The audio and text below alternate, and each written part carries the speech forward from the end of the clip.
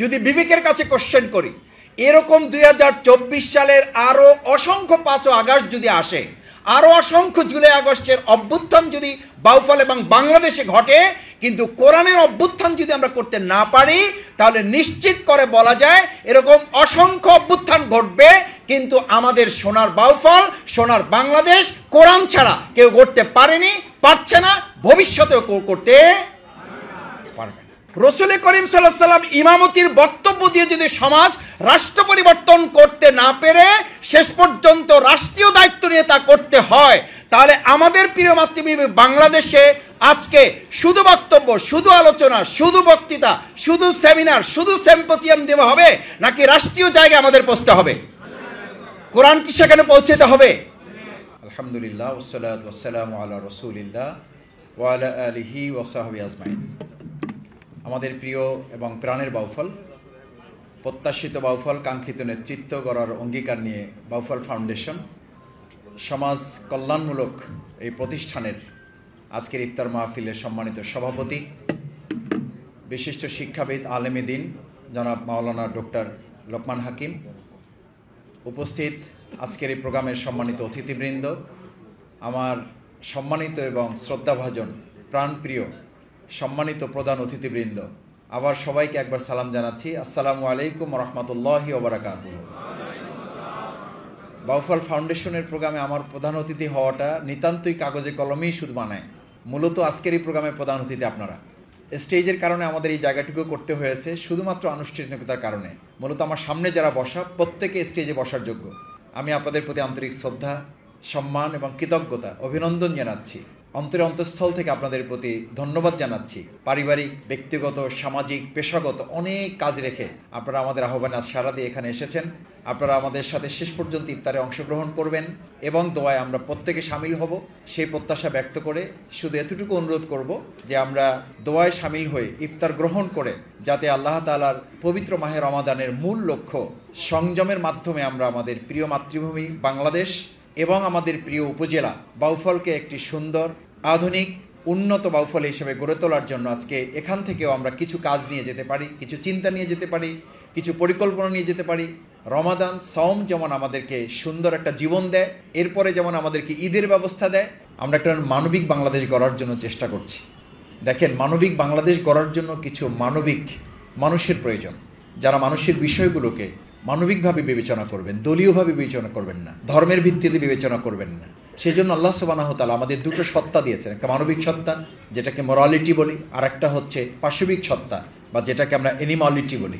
এই রমাদানের মূল টার্গেট হচ্ছে আমার পাশবিক সত্তাটাকে দমন করে, এটাকে দুর্বল করে, অথবা কোনো কোনো ক্ষেত্রে এটাকে নিঃশেষ করে, মূলোৎপাটন করে আমার মানবিক সত্তাটাকে, মোরালিটিটাকে, নৈতিকতাকে, মূল্যবোধটাকে, ভ্যালুসটাকে শক্তিশালী করে এটার বিজয় সাধনের মাধ্যমে একটা মানবিক সমাজ, রাষ্ট্র, পরিবার বিনির্মাণের জন্যই আল্লাহ তাআলা কিছু মানবিক মানুষ গড়ে তোলার লক্ষ্যে মূলত পবিত্র মাহে রমাদান দিয়েছেন। সেই জন্য রমাদানে আল্লাহ তাআলা উল্লেখ করেছেন শাহরু রমাদান। এটা হচ্ছে একটা মাস, 12 মাসের মতোই। আমি অনেক সময় বোঝার জন্য বলে থাকি, আজকে রমাদানের কত তারিখ এটাও আমরা জানি। আজকে 15ই রমাদান যাচ্ছে। 15ই রমাদান যাওয়ার পরে এই রমাদান শেষ হলে আরবি আর মাস আছে না নাই? আছে। দেখবেন মাসের তারিখ তো দূরের কথা, মাসও যদি জিজ্ঞেস করি যে ভাই এখন আমাদের কোন মাস চলতেছে, আমরা অনেক সময় বলবো যে ভাই তারিখ তো পরে, মাস কোনটা ওইটা একটু বলেন, তারপর তারিখ বলতেছি। হয়তো আমরা লজ্জিত হই বা হিসাবও রাখি না, মাসের হিসাব রাখি না, সেখানে তারিখ তো পড়ে। তাহলে এই মাস সম্পর্কে আমরা এতটা সচেতন কেন? কেন এই মাস সম্পর্কে আমাদের এতটা যত্নের সাথে এটাকে হিসাব রাখতে হয়? এই জন্য যে আল্লাহ তাআলাই বলেছেন শাহরু রমাদান, এটা 12 মাসের মধ্যে একটা মাস। উনজিলা ফিহিল কোরআন, পার্থক্য হলো এই মাসে কোরআন নাজিল হয়েছে। কোরআন নাজিলের কারণে যদি একটা মাসের মর্যাদা বাড়ে, তাহলে কোরআনের সাথে সম্পর্ক করলে আমার মর্যাদা বাড়বে না কমবে? সেই কোরআনের সাথে যদি আমরা আমাদের বাউফলের সম্পর্ক করি, বাউফলের মর্যাদা বাড়বে না কমবে? আমি যদি উল্টিয়ে কোশ্চেন করি, বাউফলের মর্যাদা যদি বাড়াতে হয়, তাহলে কোরআনের সাথে আমাদের সম্পর্ক করার দরকার আছে না নেই? আচ্ছা, এইটা কি আমাদের প্রমাণ করতে হবে না ইতিমধ্যে প্রমাণিত হয়ে আছে? জাহিলি মদিনা ছিল, সব ছিল, কিন্তু কোরআন ছিল না বলে ওটা জাহিলি মদিনা ছিল। আজকে যদি বাউফলবাসীর কাছে আমাদের কোশ্চেন থাকে, আমরা নিজেরা যদি নিজেদের কাছে বিবেকের কাছে কোশ্চেন করি, যেই রমাদান কোরআন নাজিলের কারণে সম্মানিত হয়েছে, মাসের মর্যাদা বাড়িয়ে দেওয়া হয়েছে, এবং যেই কোরআন নাজিলের মাধ্যমে কোরআনের বিজয়ের মাসে এটাকে করা হয়েছে, একটু আগে আলোচনা আপনারা শুনেছেন। আজকে তাহলে কি আমরা এই সিদ্ধান্ত নিতে হবে না? নিতে হবে, এই প্রপোজাল দেওয়ার তো দরকার নেই, এটা তো আমাদের দায়িত্ব। নামাজ পড়া যেমন দায়িত্ব, রোজা রেখেছি যে আল্লাহ নির্দেশে, এটা যেমন দায়িত্ব, সেই আল্লাহ তাআলারই দেওয়া দায়িত্ব এটি যে মহাগ্রন্থ আল কোরআন ছাড়া ওটা ছিল জাহিলি মদিনা, মহাগ্রন্থ আল কোরআনের সাথে সম্পৃক্ত হওয়ার কারণে ওটা হয়েছে সোনার মদিনা। আচ্ছা, 2024 সালের জুলাই আগস্টের 5 তারিখ, 6 তারিখ, 7 তারিখ, আগস্ট, সেপ্টেম্বর, অক্টোবর, যতটুকু প্রত্যাশার মধ্যে আমরা ছিলাম, যতটা দিন যাচ্ছে আশা বাড়ছে না হতাশ হচ্ছি? কেন হতাশ হচ্ছি? প্রত্যাশার দিক কোথায়? আশার দিকটা কোথায়? আপনি যত কথাই বলেন, শফিকুল ইসলাম মাসুদ না, শফিকুল ইসলাম মাসুদদের মতো এরকম বীর মুক্তিযোদ্ধা, সাবেক ডিআইজি আনোয়ার হোসেন সাহেবের মতো, আমাদের এরকম বেতারের পরিচালকদের মতো, আমাদের এখানে মীর খায়রুল আলমদের মতো, রফিক ভাইদের মতো, আরও এখানে অসংখ্য বুদ্ধিজীবী যারা আছেন, শিক্ষাবিদ যারা আছেন, নেতৃত্ব যারা আছেন, তরুণরা যারা আছেন, যুবকরা যারা আছেন, এরা কি সেই জাহিলি মদিনার সময় এরকম মানুষেরা ছিল না? ছিল না। আজকে তো আমাদের শুধু হেকামরা আছে, আর যেহেতু আবুল হেকামরা ছিল, শুধু বুদ্ধির লোকরা ছিল, বুদ্ধির বাপেরা ছিল। আবুল হেকাম মানে কি? বুদ্ধির মানে বুদ্ধিমান শুধু না, বুদ্ধির বাপ ছিল। তো বুদ্ধির বাপ ছিল, কিন্তু সমাজটা জাহিলি ছিল। পার্থক্যটা কি ছিল? তার হাতে সব ছিল, শুধু কি ছিল না? আমার কাছে মনে হয় কি জানেন, 2024 সালের 5ই আগস্টের পর আমরা খুবই আনন্দিত, খুবই আশান্বিত হলাম যে আলহামদুলিল্লাহ কিছু একটা হচ্ছে। কিন্তু দিন যত যাচ্ছে, আমি বাংলাদেশের কথা বাদই দিলাম, বাউফলের চিত্রটা একটু চোখের সামনে ভাসান, বাউফলের বিষয়টা একটু মাথার সামনে নিয়ে আসুন। বাউফলের চিত্রগুলো পত্রিকায় ইতিমধ্যে যা রিপোর্ট হয়েছে, যা সাংবাদিকদের মাধ্যমে জেনেছেন, বাউফলের সম্মানিত নাগরিক হওয়ার কারণে আপনারা যে খোঁজখবরটুকু রাখেন, যদি বিবেকের কাছে কোশ্চেন করি, এরকম 2024 সালের আরও অসংখ্য 5 আগস্ট যদি আসে, আরও অসংখ্য জুলাই আগস্টের অভ্যুত্থান যদি বাউফল এবং বাংলাদেশে ঘটে, কিন্তু কোরআনের অভ্যুত্থান যদি আমরা করতে না পারি, তাহলে নিশ্চিত করে বলা যায় এরকম অসংখ্য অভ্যুত্থান ঘটবে, কিন্তু আমাদের সোনার বাউফল, সোনার বাংলাদেশ কোরআন ছাড়া কেউ গড়তে পারেনি, পারছে না, ভবিষ্যতেও করতে পারবে না। এই কথা কি আমরা সিদ্ধান্ত আকারে নিতে পারি? এটা কি আমাদের ইচ্ছার ব্যাপার না, এটা আল্লাহর ফায়সালার ব্যাপার? এটা আল্লাহর ফায়সালার ব্যাপার।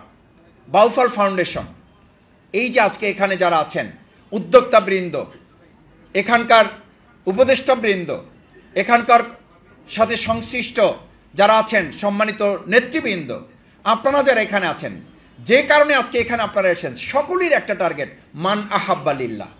আসলে আমরা আল্লাহর ভালোবাসার জন্য এসেছি, আসলে আমরা একটা সুন্দর শাসন ব্যবস্থার জন্য এসেছি। সত্যি আমি খুব উদ্বিগ্ন, উৎকণ্ঠিত যে বিগত 2024 সালের 5ই আগস্টের পর যত দিন যাচ্ছে, তত যেন আমাদের উদ্বেগ বাড়ছে, তত যেন আমাদের উৎকণ্ঠা বাড়ছে, তত আমাদের টেনশন বাড়ছে। আমার কাছে মনে হয় এই টেনশন থেকে মুক্তির জন্যই আল্লাহ সুবহানাহু তাআলা পবিত্র মাহে রমাদানে কোরআন নাজিল করে আমাদেরকে জ্বালিয়ে দিলেন, উনজিলা ফিহিল কোরআন হুদাল লিন্নাস।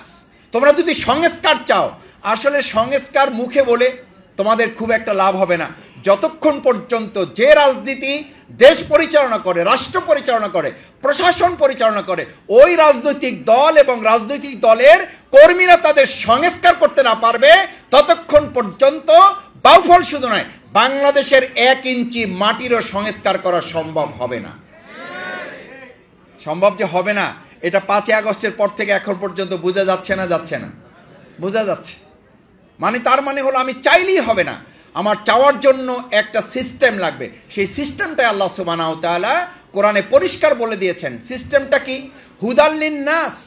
তোমরা যে মানুষের কল্যাণ চাও, তাদের সঠিক পথ চাও, সুন্দর রাস্তা চাও, হাইওয়ে চাও, রাজপথ চাও, সেটার জন্য তোমাদের আমি এই ব্যবস্থা করে দিয়েছি, মিনাল হুদা ওয়াল ফুরকান।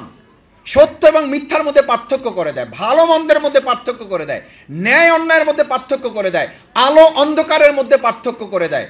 এ কারণে আল্লাহ তাআলা বলেন, কুল জাল হক, সত্য এসে গেছে, ওয়া জাহাকাল বাতিল, অন্যায় অবশ্যই পরাজিত হবে। ইন্নাল বাতিলা কানা জাহুকা, আজ হোক কাল হোক চাঁদাবাজি বন্ধ হতে বাধ্য, আজ হোক কাল হোক সন্ত্রাস বন্ধ হতে বাধ্য, আজ হোক কাল হোক দখলদারিত্ব বন্ধ হতে বাধ্য। এবং পৃথিবী যেদিকে যাচ্ছে, মানুষ ইসলামের ভিত্তিতে রাষ্ট্র, সমাজ, পৃথিবী বিনির্মাণ করা ছাড়া মানুষের হাতে এখন বিকল্প আর কোনো রাস্তা খোলা নাই। সেই কারণে সম্মানিত বাউফলবাসী, আমি আপনাদের কাছে উদাত্ত আহ্বান জানাতে চাই, শফিকুল ইসলাম মাসুদকে আপনারা বাদ দেন, আমাকে বাদ দেন, আমি আপনাদের সাথে থাকছি।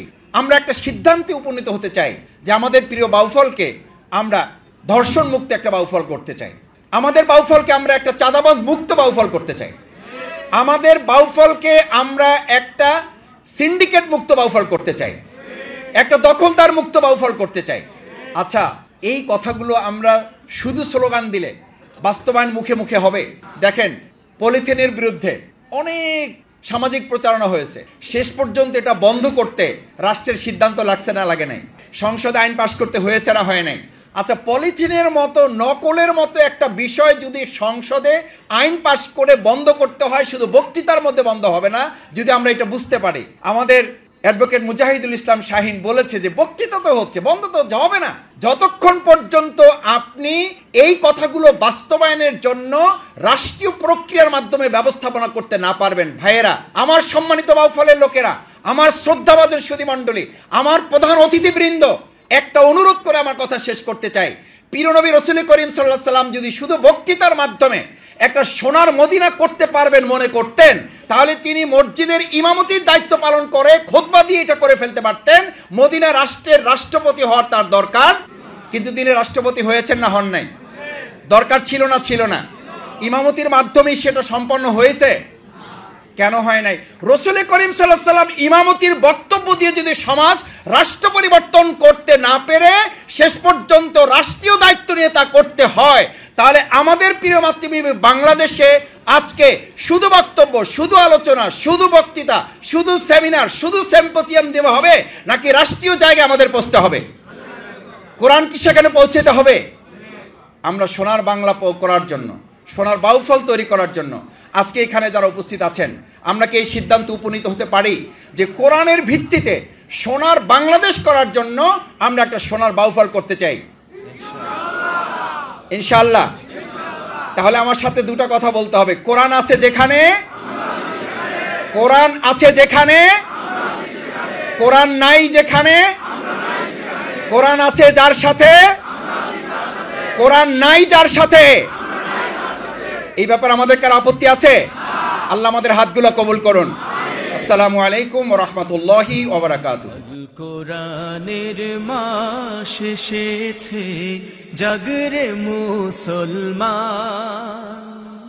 হও পেরেশান রাখো অম্লান হৃদয়ে রমজান, হও পেরেশান রাখো অম্লান হৃদয়ে রমজান। আল কোরআনের মাস এসেছে জাগরে মুসলমান, হও পেরেশান রাখো অম্লান হৃদয়ে রমজান, হও পেরেশান রাখো অম্লান হৃদয়ে রমজান। মাগফিরাতের মাস এসেছে, এসেছে তোর দরজায়।